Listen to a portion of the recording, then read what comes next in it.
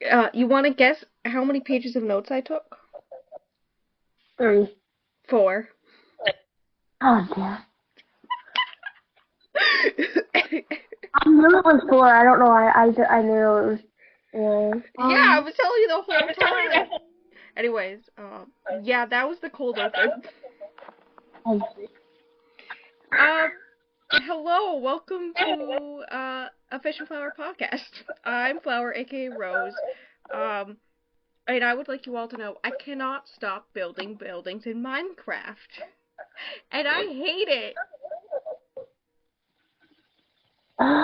um, my name is Fish, aka Stingray, and I'm making a roast today for the very first time because that's something my mother thought I needed to do with my life.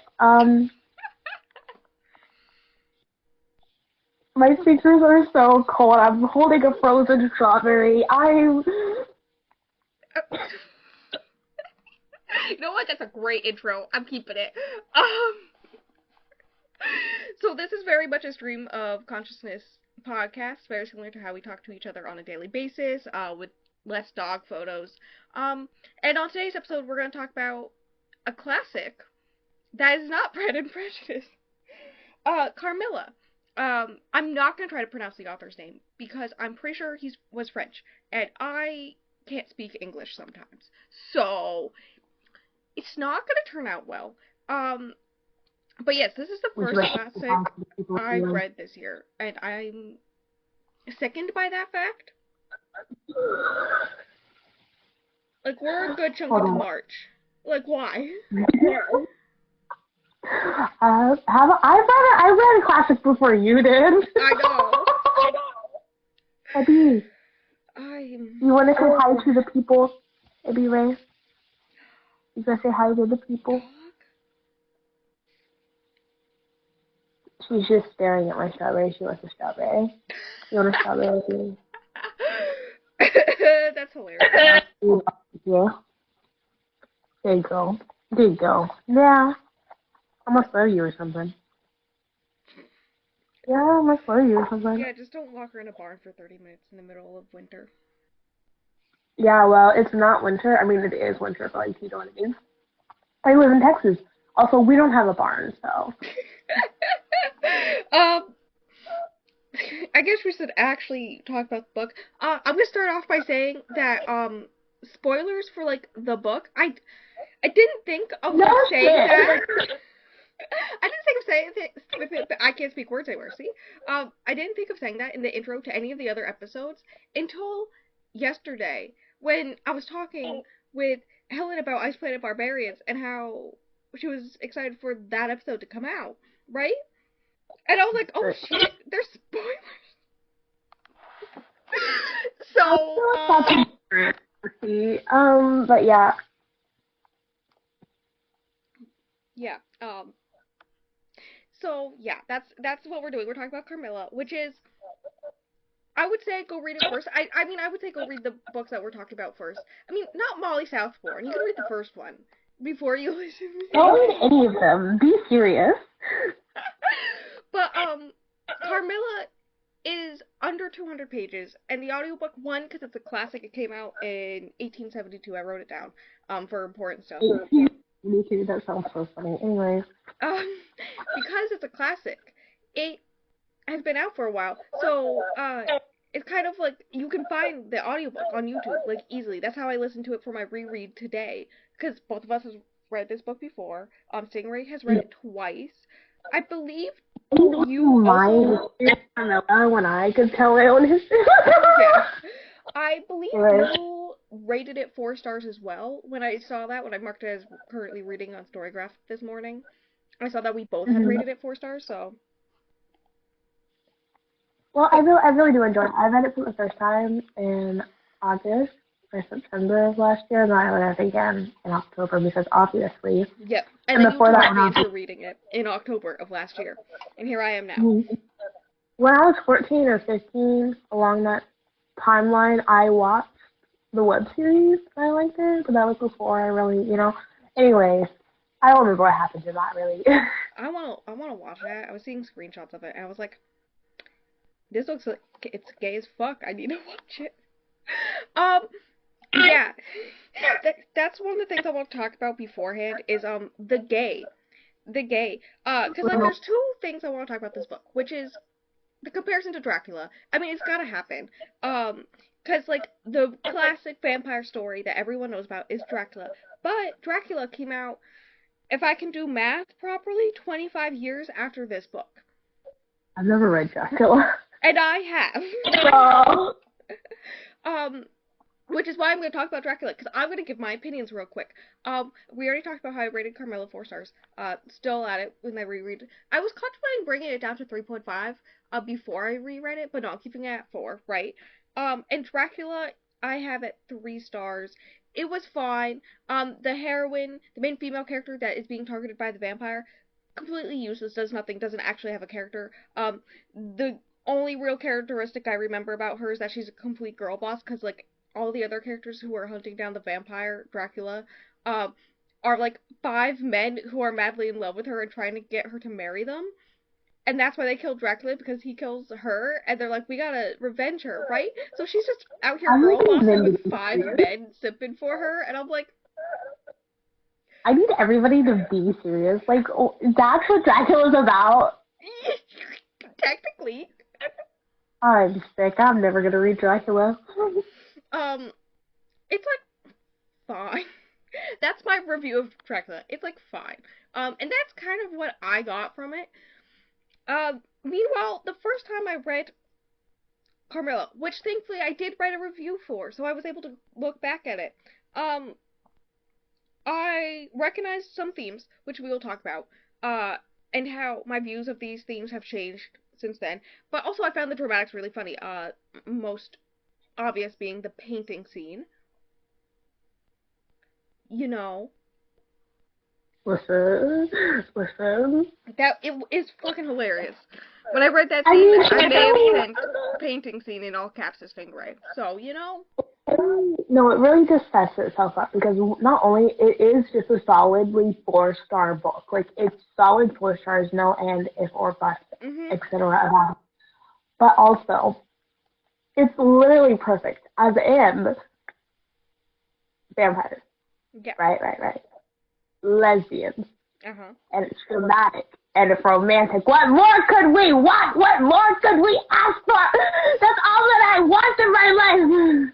So, this is the book for all those girlies who read Twilight as kids and then turned out to be gay. This is your book. Go for it. Even though I had my Twilight era, it's like when I was like, 17, 18, it's fine. It's fine. It doesn't make any sense, but we're gonna go with it. I love that for you. So, I wrote down 3 pages of plot stuff, that I can go into detail about. But first, I want to talk about themes and whatnot. So, the first time I read it, there were 2 sides of my brain. There was my one side of my brain who was like, There's 2 wolves inside of you. yes. But if you open up my brain folds, quoting you. Such a brain fold. That was hilarious. You will never live that down. I really won't. Just like I won't ever live down eating in nearly every single episode of the podcast.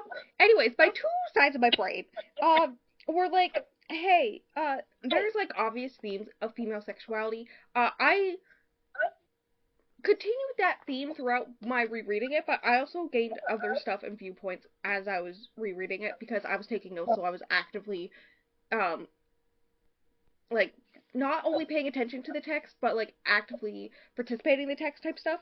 So, like, I gained some other stuff about sexuality in general and whatnot. But, like, also, Carmella's a vampire, right?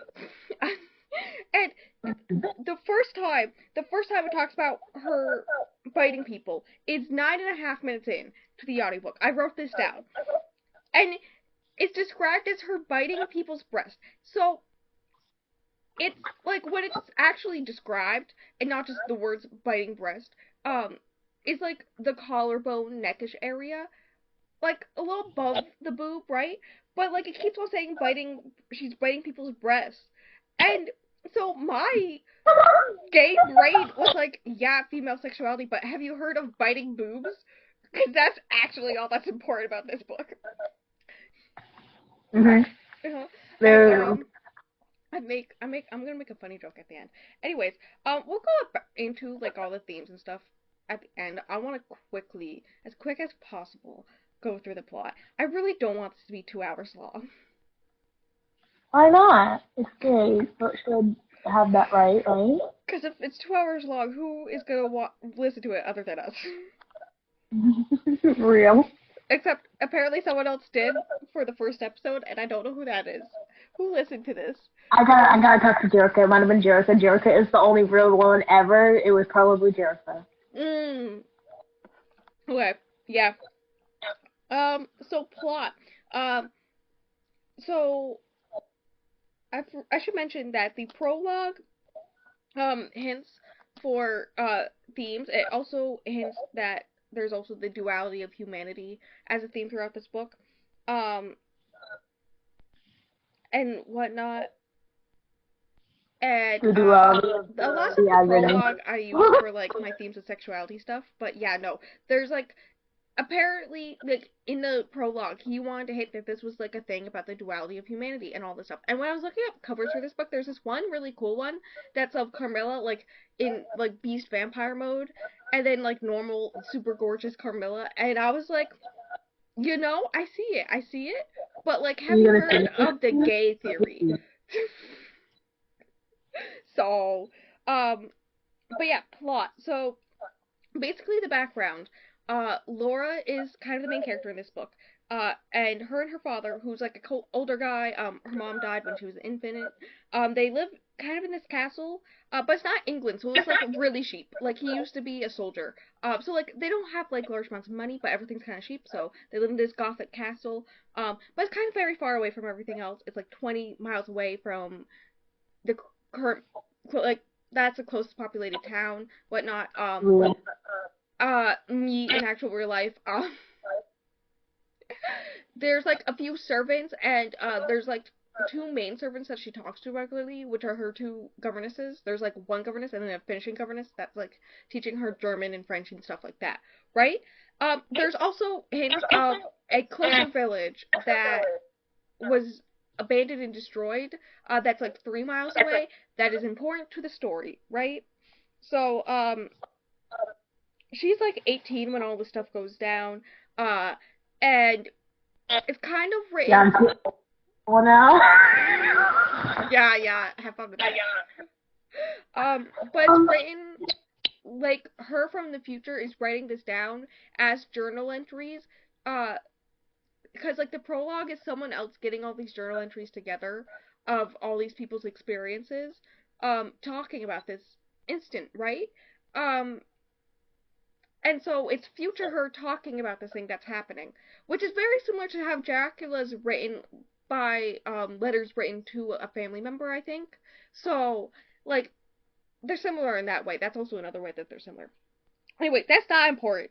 What is important is that her first memory is when she's at like a really young age, like she still lives in the nursery, right? Um, she sees a lady in her nursery at night, and it bites her. And so she screams. The servants come in, and they're like, "Oh no, what's wrong?" Um, and when she tells them, they all just laugh at her, except one does put its hand underneath the bed because she says that the girl went underneath the bed, right? So she puts her hand underneath the bed, and it's like warm there, like someone was laying there, right? And so she's like, "That's a little suspicious," but they just ignore it. And so until she was 14 years old, someone always slept in the room with her, which is kind of important because it's assumed that that girl was Carmilla the vampire, right? And yet she never came back, and I think it's because of that. Like that's why. Until after the fact. Her father also makes fun of her and is like, "Oh, it's just a stupid dream," all this stuff. Priests and doctors come, and there's a scene where a priest starts praying with her and stuff, and I just wrote down in my notes, priest, uh, praying the gay away. Bestie? Yes. Why are you like this? Also, You if you're haven't heard curious, my like, last really, joke yet, okay?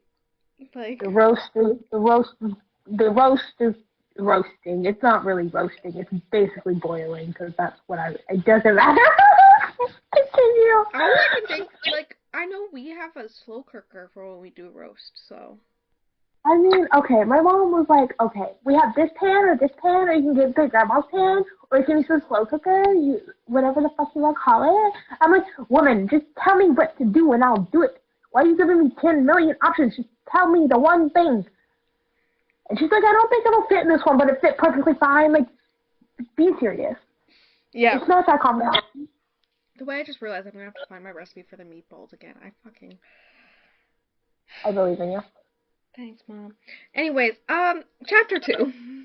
Um, so there's like a family friend of her father's from when he was in the service. He's a general. The family friend is a general. I just call him the general throughout because I can't pronounce anyone's names, right?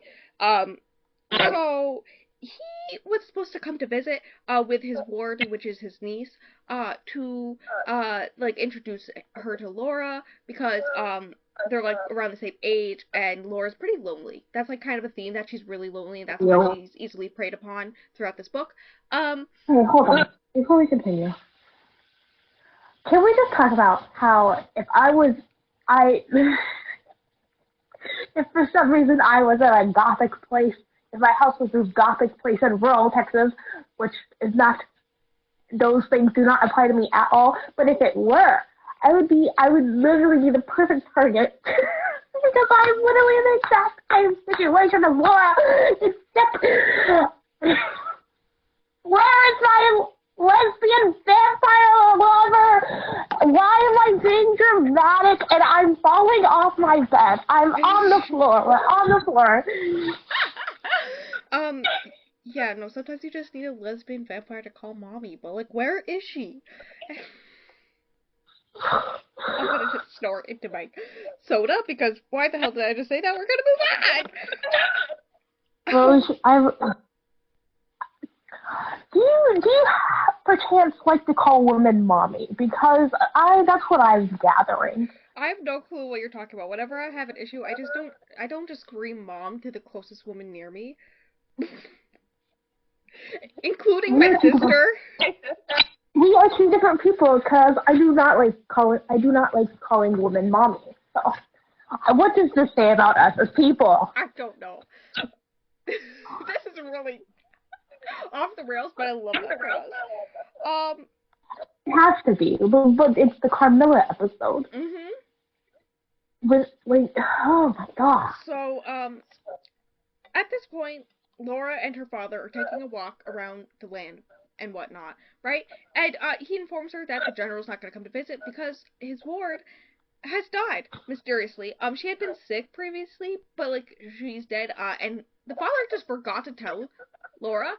He is so forgetful and doesn't recognize things like all the time. Like Laura will watch him having conversations with people, and like she'll recognize on people's faces like how they're reacting to him or something like that. And then he will just be so like blind to it, and it's just yeah. So that's happening. In the letter, because like he gives the letter to Laura for Laura to read. And Laura reads it a few times and gives it back to him. In the letter, the general mentions that he like had a visitor around the time that the war died. I don't think we ever get her name. And that he thinks it's because of her that the war died. I think we're just gonna have to assume that the name had the same letters that Carmilla has in them. No, that's a different one. I'm saying that one I know. No, no, the war. I know, but I don't think we know the war's name. I don't understand the cat. I don't know the ward's name. I know the other girl's name. Don't worry, I wrote it down. Okay, no, what I mean. Never mind. I don't. I don't have the heart to explain. It's not. Oh my god. Okay. So, there's a full moon this night. One of the servants, who I think is the finishing governess, who has like a preconceived thing with magic and whatnot. It's described that she's German and that's why. so she's all like, it's a full moon, it's super magical, and then the father has a bad feeling that something's gonna happen, and then there's a carriage, the horses go crazy, the horses see a cross, cough cough, hint at vampire stuff, maybe, and then, they swerve and crash, right? There's a crash, they run to the crash, they pull out two ladies, one of them looking like your typical aristocrat type thing, upper class woman, and her daughter who is passed out. She looks dead. Like it says that she appears to be lifeless. But her father takes her pulse, and she does have a steady pulse, even if it's faint. So she's still alive. The mother is freaking out because she needs to get to a certain location ASAP. And her daughter is in no condition to travel, right? So she's like, I don't want to know what to do. Do you know some place nearby where I can take her to have someone take care of her while I go away? And the dad's like, hey, first of all, the closest town, 20 miles away. Second of all, I have a daughter here. She needs friends. And you have a daughter and who needs to be taken care of. She can just stay at our house and my daughter will take care of your daughter. Like, it's fine. And she's like, Hold on. mm-hmm. Why does this sound like if we're no, because for some reason I was in a similar situation. My mom would probably do the exact same thing, and it's sick. I love that. So they, like, the mother pulled him aside. Laura notices that, because she's, like, just standing there a little bit of distance away while the servants are fussing over the girl, right? And then as their servants are putting the carriage back up, right? So she notices the mother's, demeanor instantly changes, and she's, like, aggravated for some reason. And the father doesn't notice this, but basically, she's like whispering to him and a bunch of stuff, and they agree. The more later on, it's mentioned that she was telling him that he's not allowed to know where she's going, who she is, all this stuff, and if he tries to ask her daughter, she won't tell him either, and all this stuff. That her daughter is kind of sickly, but like she doesn't have seizures or anything like that, so it's fine. Don't worry about it, and that's about it. And then she literally rushes off. And that's that chapter. So the next chapter, the girl, it takes a long time. It takes 50 minutes into the audiobook for them to say Carmilla's name for the first time, right? But, like, the girl's Carmilla. I'm just gonna call her Carmilla from now on, right? So she wakes up shortly afterwards, and then she starts crying because they tell her that her mother just left her there. Valid. I would cry too. Yep. Like, why are you as a parent leaving your child with these random ass people? Yeah, because this is the first time, yeah. So all the servants comment. They take her home, put her to bed, and all the servants comment on how she is like the most gorgeous person ever to exist, right? And then the German servant, I think it's the German governess, states that at one point she saw through the window in their carriage, chanting "Black women" in the carriage, which is never brought up again. And no one else noticed her, so like, yeah. Yeah, what is that about? Yeah, I don't know. All the other servants, as well as the father, all lament on the fact that all the servants, who worked for this family, like all the carriage people and whatnot, looked very pale and sullen and all this stuff. I assume because they're getting their blood sucked. The mother will be gone for 3 months and makes a point of saying her journey is like a secret. This is like when he tells, like, Laura's like, hey, what the fuck did she say then? And he was like, oh, I guess it's not a secret, I could tell you. So Laura goes into the room where the girl is because they called in a doctor. The doctor's like, okay, she's fine. She seems fine now. The whole entire like attack from everything happening, like the shock of everything, right? And she seems fine now. You can go like talk to her if you want. So Laura goes up. It's the first time she's like properly seen her and is going to talk to her. She goes in and she recognizes her from the girl from her bedroom when she was a kid in the nursery, right? And so she like starts freaking out, and the girl starts freaking out because she recognizes Laura from a dream she had around the same time period, right? And then they start talking about like the similarities in their dreams, quote unquote. And then Carmilla goes to bed, making a note to say she won't be up early, and that she locks her bedroom door so no one can come in. And yeah, there's some like other stuff that happens through in this part. Like most of the gay stuff that happens, I saved for the sexuality section because I don't want to repeat myself. But there may be some hand touching.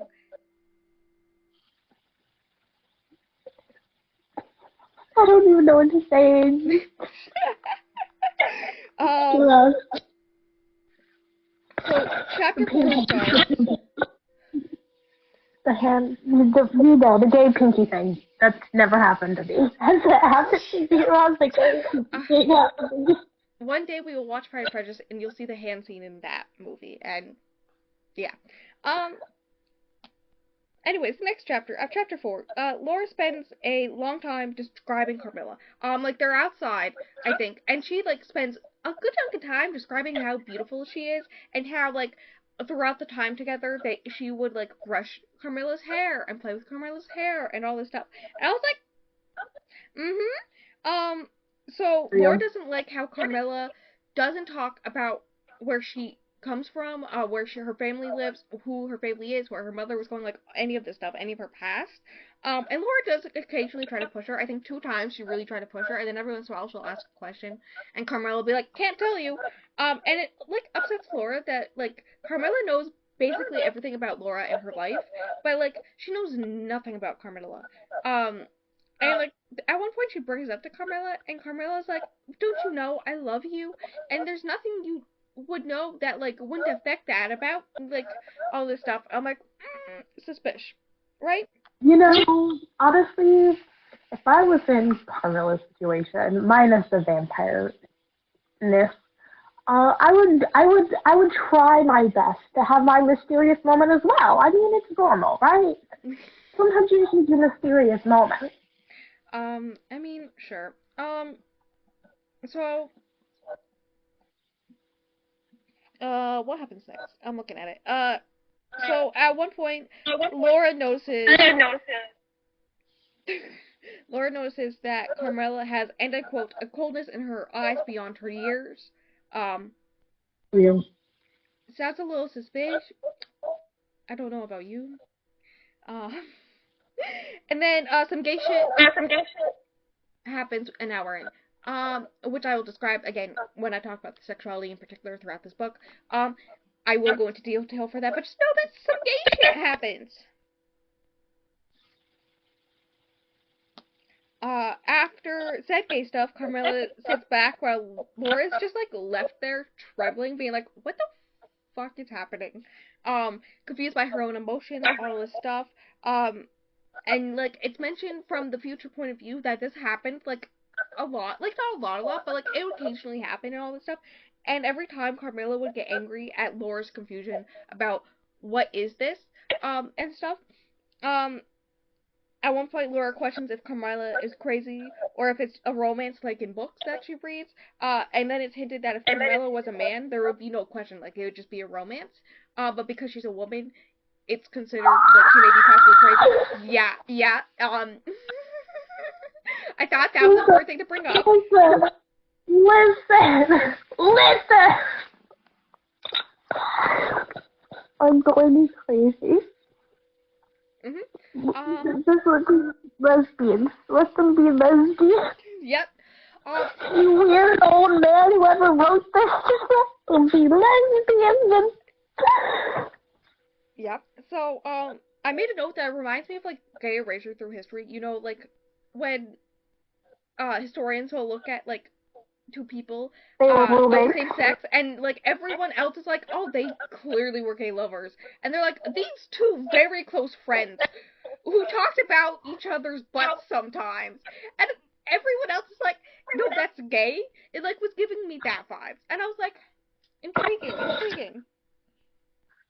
Oh Lord. Most of the time, Carmilla would act, and I quote, normal. And then around that point, they learned that a village girl has died. And when Laura tries to pay her respects, because they watch the procession of all the stuff, right? When she tries to pay her respects, Carmilla gets like really angry, like really angry. Carmilla says everyone must die at some point, and sometimes it's better that they do die. And that Carmilla also makes a point to state that she never met that girl before, right? which is funny because we know that Carmilla's the vampire that's killing them. Cough, cough. Um, so other girls have died, and Laura starts to like. It's brought up that it's a sickness, which kind of brought up the internal thought that if it's a sickness caused by Carmilla being a vampire, and also it's like parodied that vampirism and gayness are the same thing, does that mean gayness is a sickness? Well, well. Uh-huh, uh-huh. I hope you're enjoying this. Well, I am literally wrote the gay sickness in parentheses. Like, yeah. Then Carmilla says... I mean, listen, I don't know how to say his name. According to Lisa, we were born sick. You heard them say it. Yeah. Carmilla suddenly has an attack of some kind. It kind of reminded me of a seizure, which made me laugh because her mother quite literally said that she's sickly but doesn't have seizures. But it kind of reminded me of that. Laura just calls it her hysterics, right? And then they're very relatable, the hysterics. I'm not gonna lie. Yeah, I know, right? A traveling merchant, that like Laura's known for a long time, comes by, tries to sell them an amulet that wars off umpire, spelled with a U.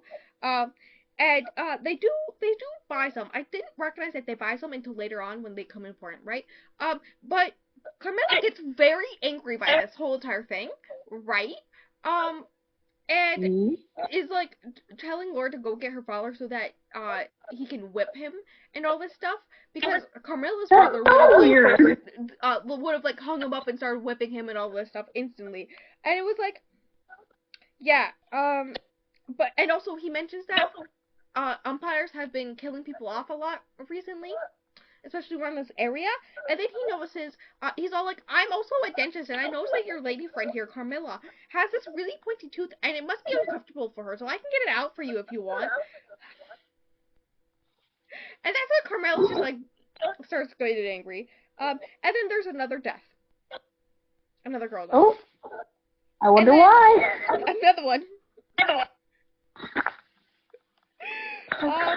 Okay, so the question is, even though it's obviously a comparison to gayness, if it, even besides that fact at least, why does she only go for women? Yeah, that's one point I was thinking of. Also, there's another thing that I was thinking of that was like, did he actually like intentionally make this gay? As far, because I don't think he did. Like, if he did, he intentionally made it so that gayness looks evil. We'll talk about that later. But like, if he didn't, it just accidentally happened that way, and then like modern day, everyone who reads it is like, this is gay. R/accidental ally? Yeah, no, like there's a little scene where they kiss later on, and I'm like, did he do this intentionally, or is it like a thing where just like sometimes girls kiss that like olden white men think happen? You know? Anyways, chapter 5, a really important one. There's something to do with a painting in it. No, the first time I read the book, listened to the book, and that part came up, I'm sorry, my jaw. I remember you screaming about it. On the ground. Mm-hmm. On the fucking ground. Okay, chugging soda. So a picture refurbisher shows up to the house, right? Apparently there was like this thing where her mom or someone had ordered a bunch of paintings that the family inherited or something, because like her mother is technically from a well-to-do family, which comes up important in the scene actually. So like there were some paintings that like needed to be refurbished, right? And so someone like sent them to be refurbished. He shows up with all these paintings, right? And so eventually there's this one that was like a square picture, had no frame. Basically the whole entire thing was like blacked out, and which is kind of suspicious. Like I have a theory on who did that and why. I think it's her. I'm just saying. And the refurbished is like actually really proud of this because he managed to get it like back to like mint condition and all this stuff, despite the fact that it's basically completely blacked out beforehand. And the picture is from 1698. So like, here, let me check. Let me scroll up. a whole, like, over 100 years prior, right? Um, and the lady in the portrait looks exactly like Carmilla. Suspicious. Muting myself because it always starts with muting me on this computer. Don't understand why. I'm keeping that part in. Welcome back from the weird break. Where we left off, they found the picture of the girl that looks exactly like Carmilla. Uh, Laura comments on the fact that it even has, like, Carmilla's mole on her neck. I love it when you recognize the mole on your girlfriend's neck, I'm just saying. And her dad's like, yeah, it's kind of close, whatever. And then Laura's like, hot take. What? What if I put it in my room? Because that's a completely straight thing to do. So she's like, Dada, can I put this painting in my room? And she's like, sure, whatever, live your best life. Alright. And then also when they're talking about the painting is of a girl from this family who's like the head of the village that's 3 miles away that was destroyed, right? And Carmilla says that she thinks that she's distantly related to them, like very distantly, blah, blah, blah, blah. And the reason why Laura and her dad have this painting is because Laura's mother comes from the same family. So that's why they have that picture, right? Cough, cough. Which means technically Carmilla and Laura are related. We're not going to talk about it. Yeah, why? Yeah, Yeah. Because you learn that is actually Carmilla in the painting. Which means she is from the same family. Laura, mentions that she finds Carmilla a romantic person. Oh, I was trying to read what I wrote, and I was trying to decipher it, and it's very simple. I just added an extra word in there. Am I okay? Anyways, so they go off to do this. Carmilla is very touched by the idea that Laura's, like, hanging this painting of her in her room, right? So because of this, she starts holding, Laura. Like, she's, like, holding on to her type stuff. And so Carmilla, kisses her. And Laura is sure there's that this is, and I quote, an affair of the heart going on. Carmilla states she's never been in love. Like, Laura's like, you must have been in love before, you're so beautiful, and all this stuff. And Carmilla's like, I've never been in love. I will never be in love, unless if it's with you. You know, straight things. Which, like, this whole line kind of has to connect to, like, a theory I have, but we're gonna talk about that later. like, I physically cannot say anything because the only thing that will come out of my mouth is absolute sobbing, okay? Carmilla starts to, like, violently start shaking in Laura's arms. It's unsure if she's shaking from, like, emotion or from her, like, fits of hysteria that she has, right? But she starts shaking, and she says that she loves Laura. And then Carmilla does have another fit, so it may have been a fit that she was having, right? Chapter 6. Carmilla hasn't heard from her mother, in all this time, and, decides that she's gonna go after her mom. And Laura's father is like, Matt, you shouldn't do that. Just, like, I wanna know where your mother is so that I can send her a note, in case, cause, like, there's this weird sickness going on in that village 20 miles away, so, like, I wanna know what to do with you in case. Carmilla mentioned she was stabbed in her chest when she was younger, and it was mentioned that it was for love at a ball. Which I think may relate to a thing with the general. I'll talk about it. Laura notices that Carmilla never prays, she never does her night prayers, all this stuff. At one point, Carmilla did mention that she was baptized as baby. So, like, she knows that she's Catholic. Relatable. But she doesn't, like, know if she actually practices and stuff. I'm gonna guess she doesn't because she's a vampire. Laura thinks she has a dream of a cat and awakes. Okay, this is where it starts being weird. Where Laura has dreams, but they may not be dreams, and sometimes they're visions, but they may not be visions. They may actually be what's happening, and she doesn't know what's happening, so her mind just accepts it as, like, dreams or visions, right? So she has a dream of a cat, like a big black cat coming up into bed with her, and, like, biting her. And then she awakes to find a woman at the foot of her bed, who then leaves. And she thinks that it's Carmilla, like, playing a prank on her or something. And before this, she had started doing the same practice that Carmilla does before bed, where like she checks the room for like intruders and then locks the door and all this stuff. Carmilla did this whole story about intruders coming into her house and like killing a bunch of people at one point. I want to know if that's like actually a true thing or something, like that actually happened to Carmilla before becoming a vampire or something, right? So she started to do the same thing because listening to Carmilla's story, she got like a little freaked out. So she started walking her bedroom door recently. And so she's like, did I forget to lock the bedroom door and Carmilla played a prank on me? So she goes to test it. No, it was locked. So how was there a woman in her room? And so Laura tells her governesses, and the one of them laughs at her, and then the German one, mentions that there was another servant named Martin, who has recently, because he like does rounds around the land and whatnot, and at night he sometimes sees this female figure at this lemon tree that's behind like there's like a window that like on the same like on a wall that Laura and Carmilla share, right? And those windows face towards this lemon tree, and so they like mention this is a thing. So one of the servants is like, maybe it's haunted, and Laura's like, don't tell Carmilla, because Carmilla has like actual fears of this stuff. So like, don't tell Carmilla. It's fine. We'll just ignore this is a thing. It's never brought up again.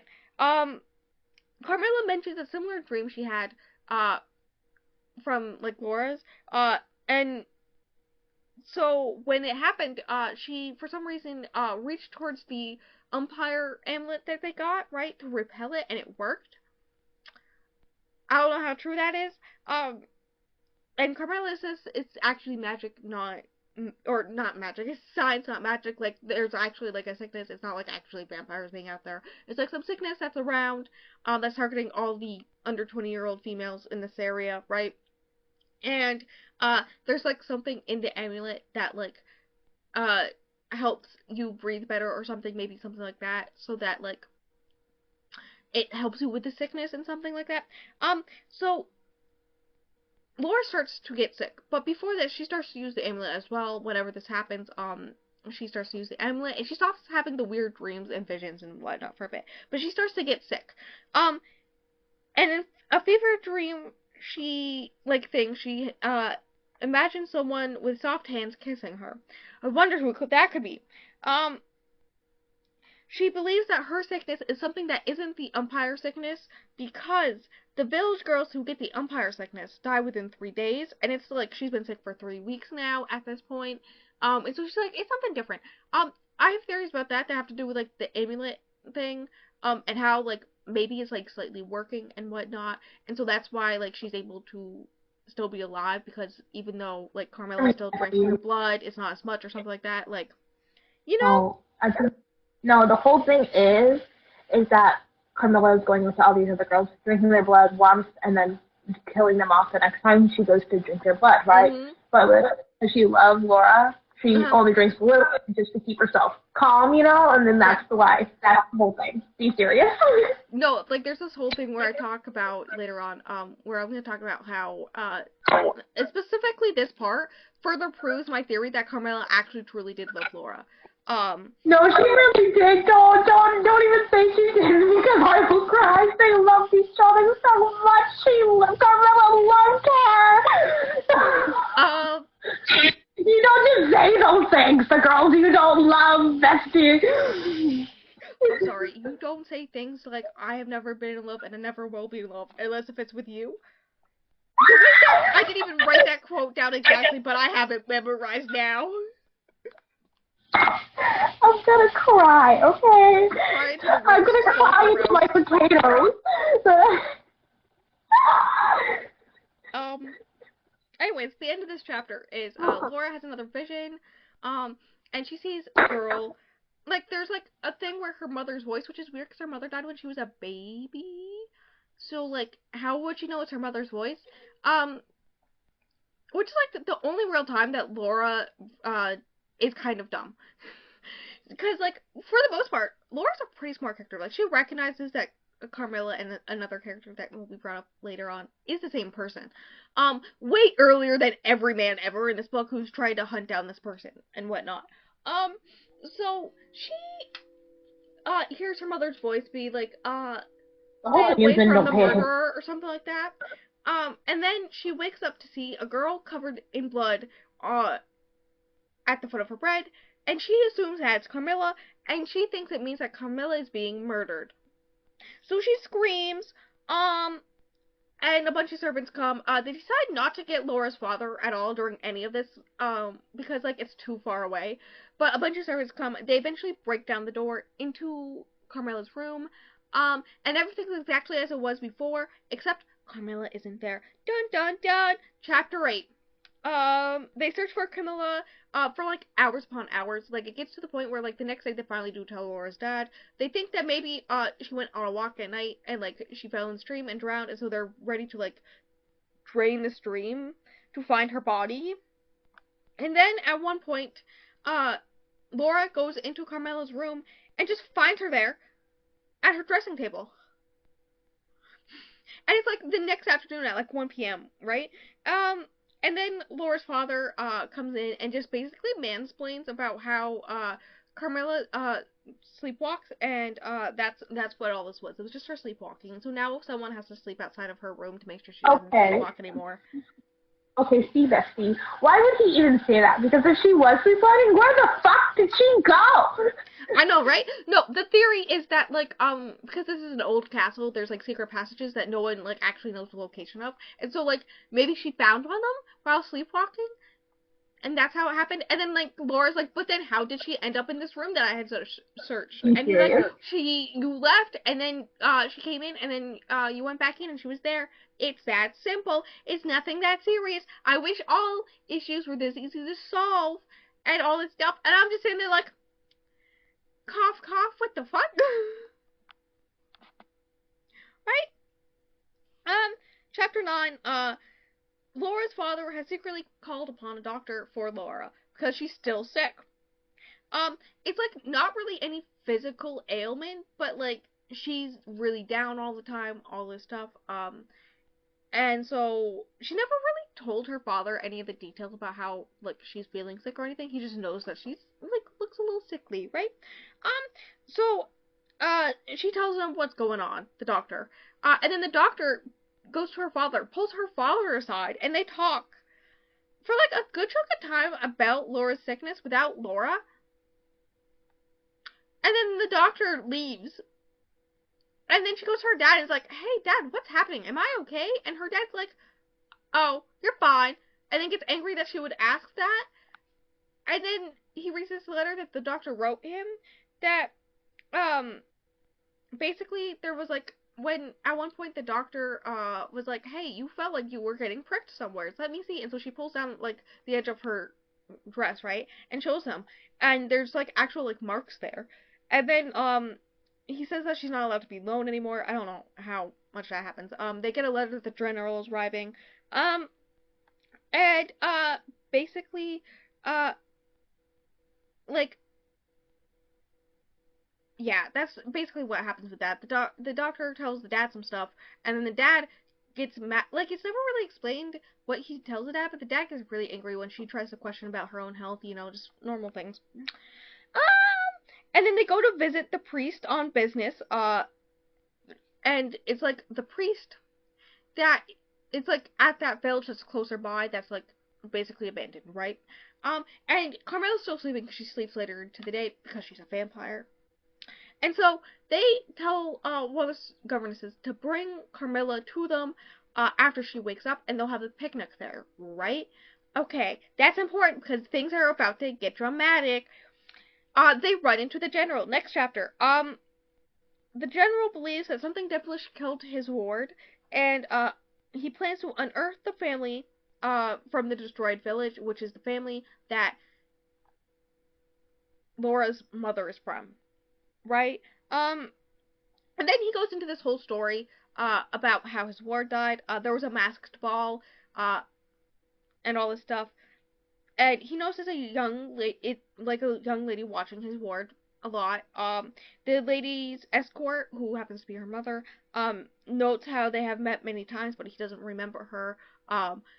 And like he can't see her face because the mask, right? They eventually learn the young lady's name is Malarka.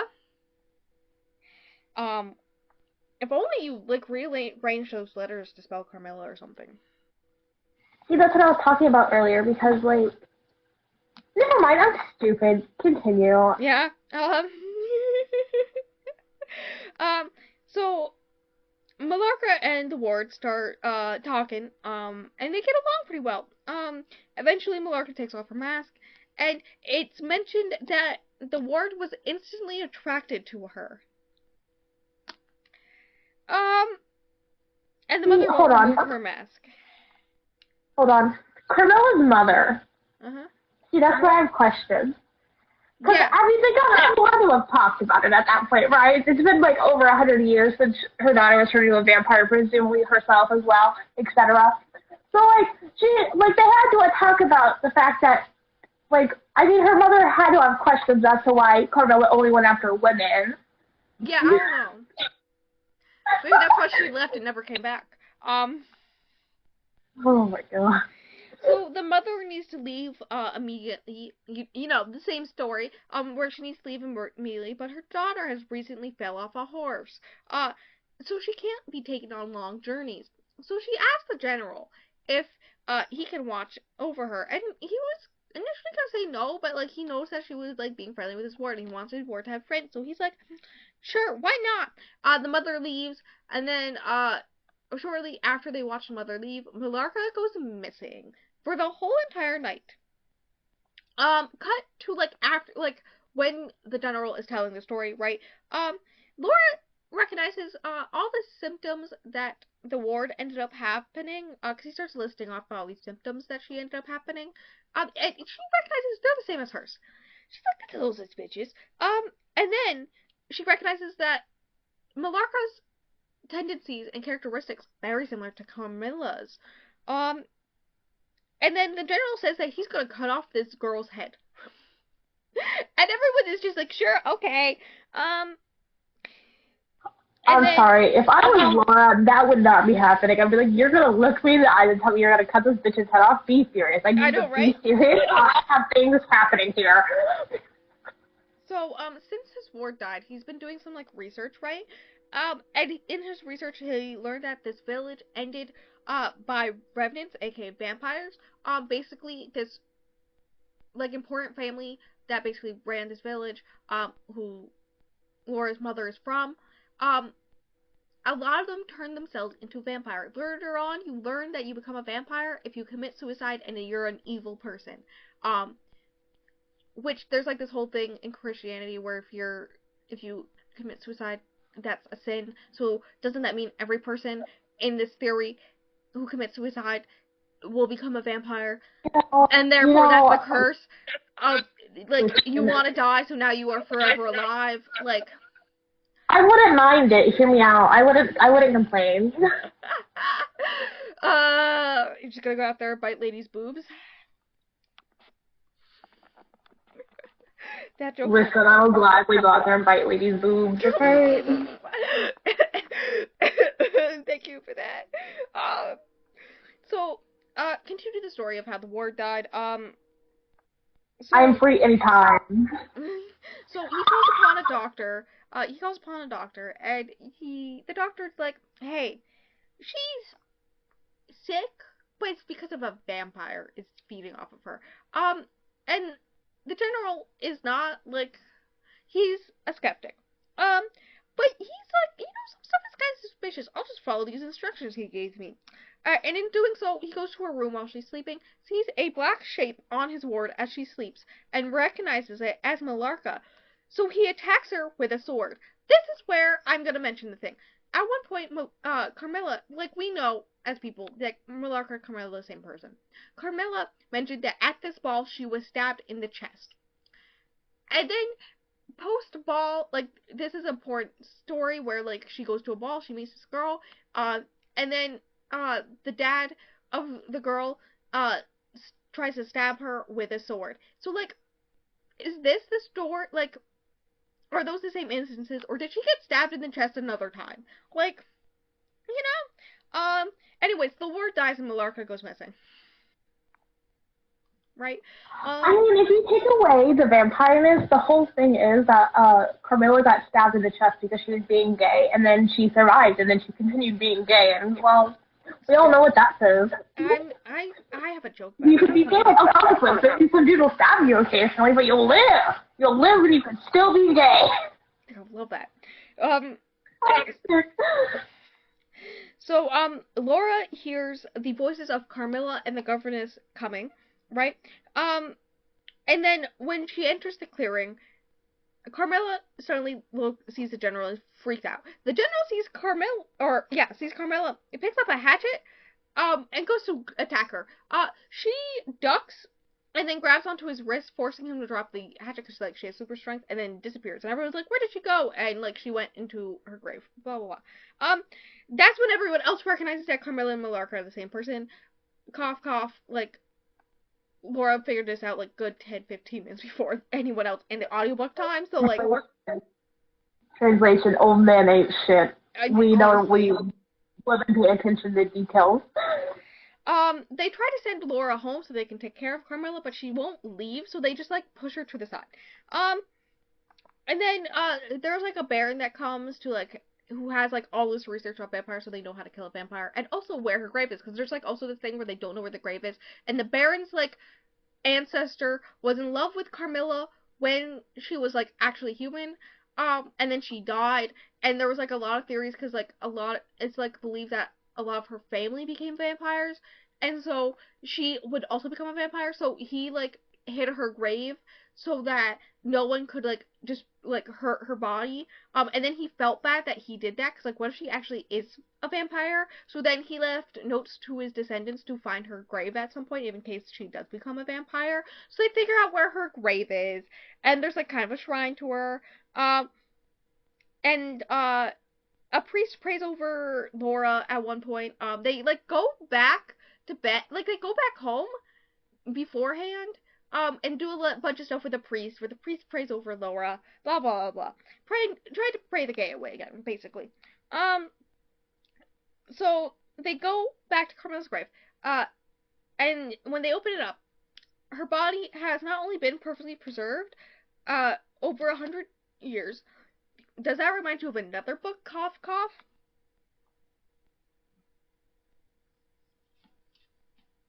The answer to the book. I don't know. What book is this supposed to remind me of, Bessie?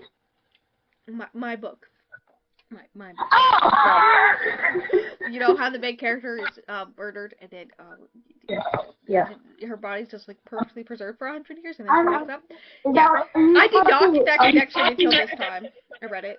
No, it's trying to say that your character is technically a vampire, even though she doesn't have vampire. That's what I was thinking as I read that. Anyways. I love that. Also, on top of that, in the grave, her body is in a, I wrote down pool of blood because it's basically pool because it's 7 inches deep, the blood is. Real. Me too. Me was that time of month. Anyways.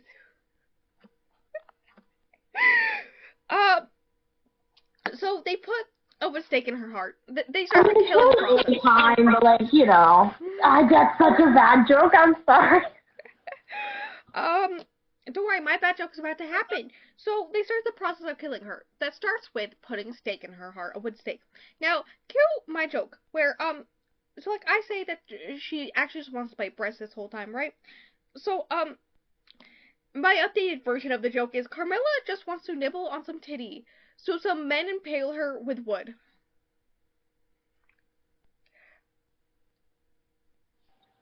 Bestie. I thought that at like 2 in the morning, like a week and a half ago.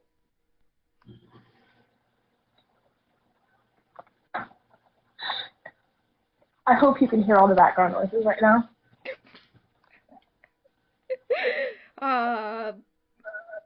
Yeah. I think I put some potatoes and carrots, but it's fine. Although I kind of tried it. It's good. it tastes like roast. I don't know. Roast is mind blowing, but it is to my mother, so she'll have a good time tonight. So basically they Do what you will with that information. Huh?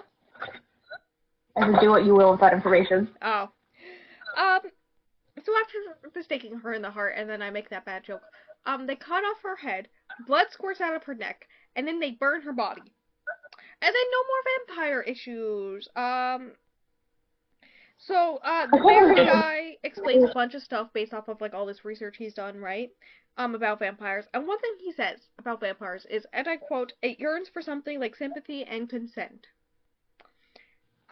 Real. And then he says vampires have the urge to reproduce, and that they're very passionate creatures. How do they reproduce? They're dead? They reproduce because suicide becomes a vampire if they're wicked, so you, like, have to get someone. I don't know. Is this the Blue Whale Challenge but with fucking vampires? Is that what's happening? I don't know, honestly. Anyways, that's the basic plot. Now we're gonna go into, I don't care that this is already like almost an hour long, we're gonna go into my themes about sexuality. Especially female sexuality. So, I like jot down a lot of main things that I thought of when I was reading and stuff. So, the prologue starts with a note by the doctor that's getting together all these notes and stuff about vampirism, right? About how he wrote it for ladies and shuts down any idea that it means nothing, like this is a story meant for women, is what the doctor who writing this, according to the guy who wrote this book about this doctor guy, like, yeah. Prologue starts stating that Laura has, and I quote, such conscientious particularity towards this thing. Also, it's mentioned that before this, Laura had, quote, 2 lady friends, and I just went, Real. I also had some lady friends. I too have had 2 lady friends. So, when it starts introducing the idea of the General's Ward, it's brought up that, like, when they meet, it was promising many happy days with a lady described as charming, which I was like, a little weird. So the General's Ward dies, and he says in the letter, and I quote, "She died in the peace of innocence."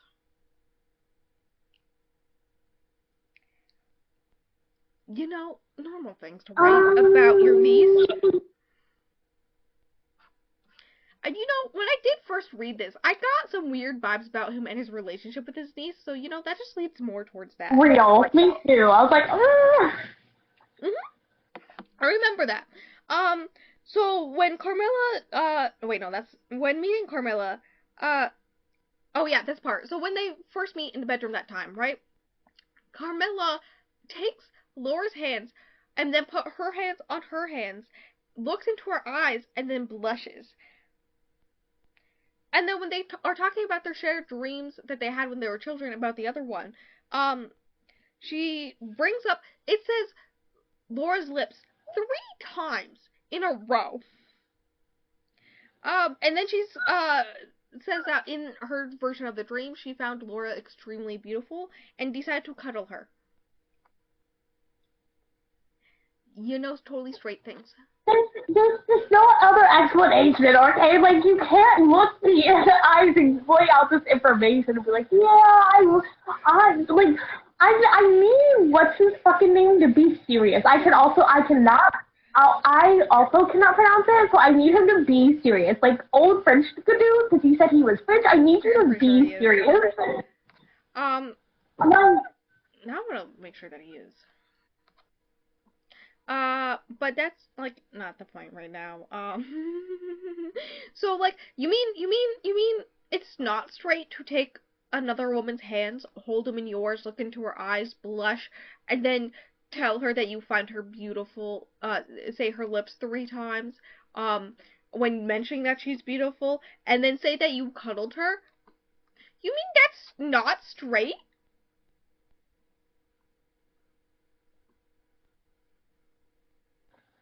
Bestie, please. Mm-hmm. I What do you want me to say? What do you need me to say? I'm not sure. Oh, he's Irish, not French. Fuck. Well, whatever. He's white. It's true. Random white man Have from you Europe. seen the mutton chops on this man? Oh my god. No, I haven't seen a picture of him. Be serious. I just know he wrote lesbian vampires. I don't care about nothing else. What do you mean? Apparently, he, like, was basically one of the main people to create the, the genre of ghost stories, which we love. For real. My mom bought this book the other day full of some type of ghost stories, and he has like 3 of them in there. I love that. For you. I think she read the intro and part of one of the stories. I'm so proud of her.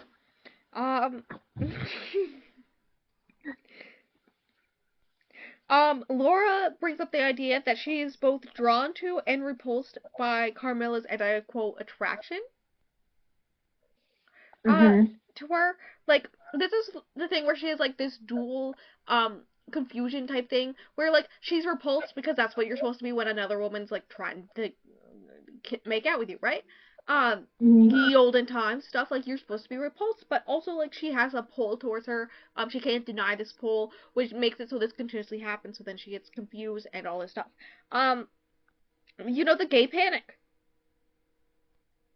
They almost constantly call the other one beautiful throughout this book. This is the moment where I tell you that my earbuds haven't back died. No! So, Carmilla whispers in Laura's ear, at one point calling her darling. Real. These like, are all Laura, my things I say to darling, you on a... whispering in her ear, and I'm like, excuse me? These are totally things you just say to your friends. I say these things to you every single day. It's completely normal. These are normal things people do. When Carmilla holds and talks to Laura, every single time Carmilla holds and talks to Laura, Laura becomes infatuated with her. And it's like this whole thing that happens where, like, whenever Carmilla wants something, or Carmilla wants Laura to stop asking questions about her past, she will hold on to her and start talking to her in a way that makes Laura so infatuated with her. And then when she lets go of her and stops it, Laura is just like, what the fuck just happened? Why did I react that way? And I'm like, girl, please. Laura is, and I quote, conscious of a love growing into adoration, but she also knows that it's also abhorrence.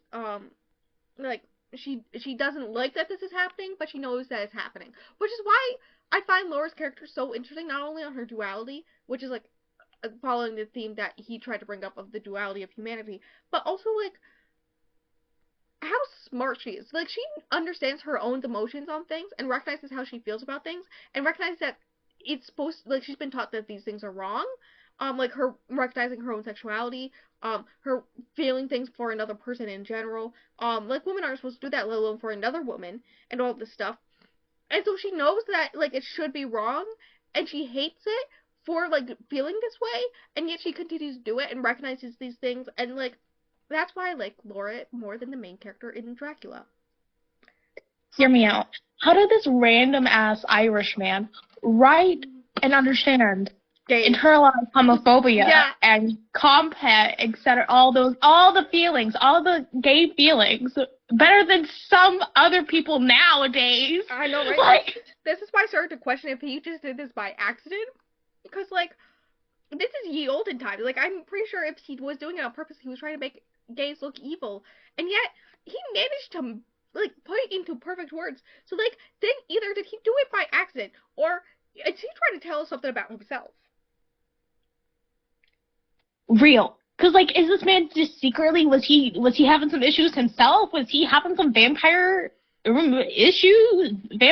issues himself? Because relatable, bestie.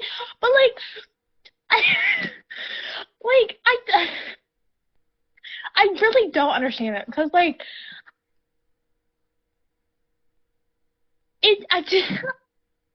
but also the fact it's just so romantic. How did he think of these things? How did they come out of his brain? And they were like, and they're still romantic to this day. Like, no straight man. I'm sorry, no straight man. Yeah. Continuing on this theme, Laura recognizes the way that Carmilla reacts to her, like when she brushes Carmilla's hair, or like they like touch hands or something. Is like how a lover would react, which is, and I quote, hateful and yet overpowering. Um, like she recognizes that this is not a normal thing. Like this is not accepted thing. She should not be like doing this. Carmilla should not. Like she's an evil temptress, but like she feels powerful in the way that she is making this other person feel this way, especially one as beautiful as Carmilla. Which, like, same, Bessie, I get it. Why do I relate to Laura? Send help. I also very much relate to Laura, but I also very much relate to Carmilla in the way that I also want to bite baby boob and crawl around in the dark and sleep all day. You know? Casual things. But I'm also am very pale, and I am chronically ill, so like it checks out. It checks out. At one point, Carmilla travels kisses across Laura's cheeks and says, and I quote, be prepared for this one, and I quote, "You are mine, you shall be mine, you and I are one forever." She whispers that in her ear after kissing across her face. Yeah, no, I'm pretty sure the first time I listened to it, I was sitting outside on our porch swing that we put in the backyard. Anyways, it doesn't matter. That context does not matter besides, anyways, I literally, like, I had to stop. Like, I literally curled it on myself because who says that? Who says that to, and I quote, just a friend? Stingray, you are mine, you shall be mine, you and I are one forever. I hope you know this. This is the love of my life. Obviously, that's a whole nother situation. That's a whole different quote. That quote is not in this book. But, like, normal things that you say about your friends. You are my constant, my fixed point. Yeah, no, it's... like, normal things you say about your friends. Totally normal, straight things you say to and about your friends. Mm-hmm. And then my last thing I have to know in this specifically, before I go into, like, general thoughts and theories and whatnot, Carmilla at one point also says, and I quote, "But to die as lovers may, to die together so that they may live together."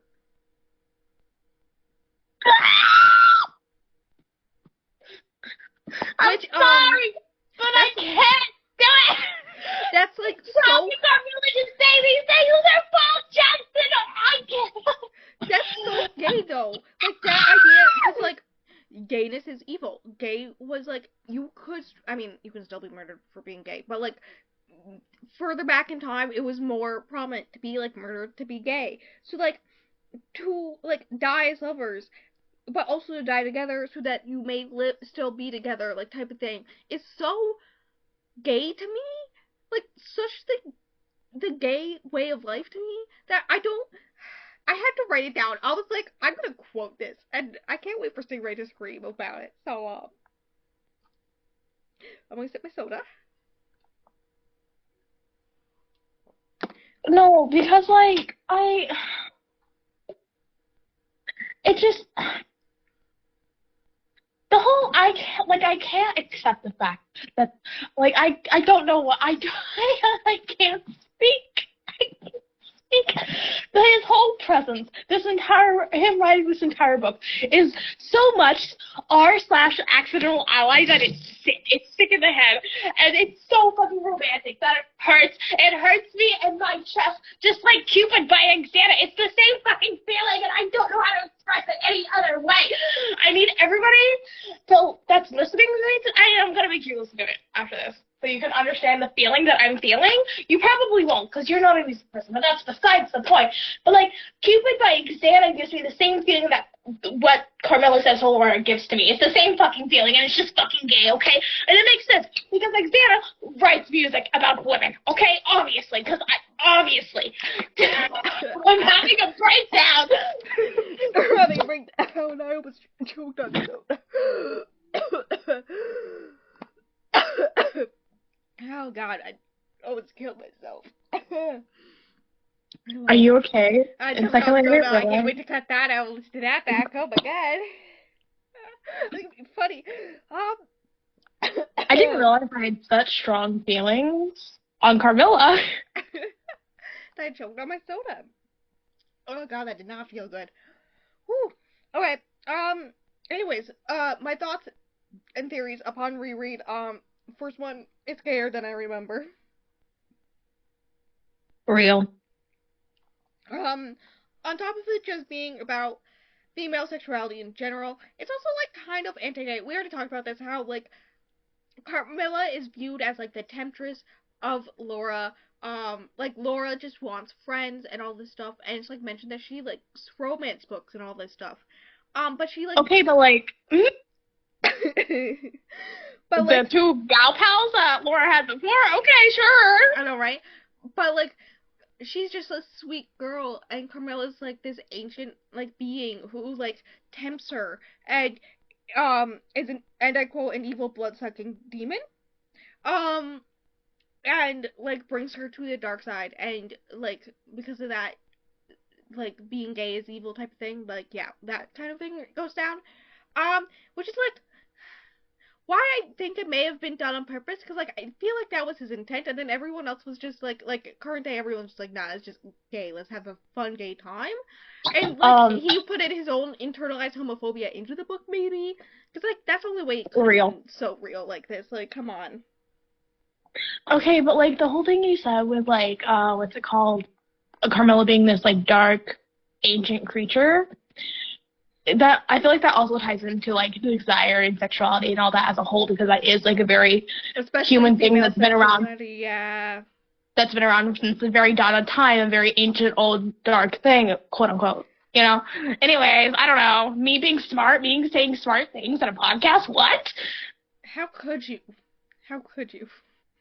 So we're gonna finish this off fast. Anyways, so my last notes are about how Carmilla and like truly loved Laura, and never meant to harm her. Like she's killing all the other girls in the village to not kill her. Um, the using of the amulet, and then Carmilla like tells her to use the amulet all the time. Um, so she was like trying to protect Laura from herself. Uh, and then she kept on saying that she'd tell Laura the truth about her past and where she comes from, you know. And then it took a long time before she started to drain Laura. Like, it was a long time that she was there before she started to drain Laura and Laura got sick. So, hear me out. What if I cry? True love. What if I cry? And that's it for my notes. Uh, do you have anything left to say briefly before I close this off? Because I gotta go. No, it's just devastating. Fuck, I can't speak. It's devastatingly, it's so romantic that it's fucking devastating. And like, I really don't understand how he did it. And I think I'm actually gonna cry. I believe in you. With that fact, I'm gonna close this off. Let you guys know that the next episode is me reading Dino Stud by Lola Faust for, I don't know if it's actually erotic romance, but we'll see. Um, and, also future episodes that I know that are coming at some point, Tristix Venom, Other Ice Planet Barbarians, The Wicker Unleashed, King. Soul to Keep. The Wicker King. The Wicker King. I don't The know how Wicker soon King. that one's gonna be though. And The Things We Wicker Never King. Got Over. So those are like specific ones that are like currently or about to be read. So those are coming any point now. And yeah, that's it. Um, you got anything else to say before I end this? I also want to bite Lady Boob. I'm gonna end it off fast.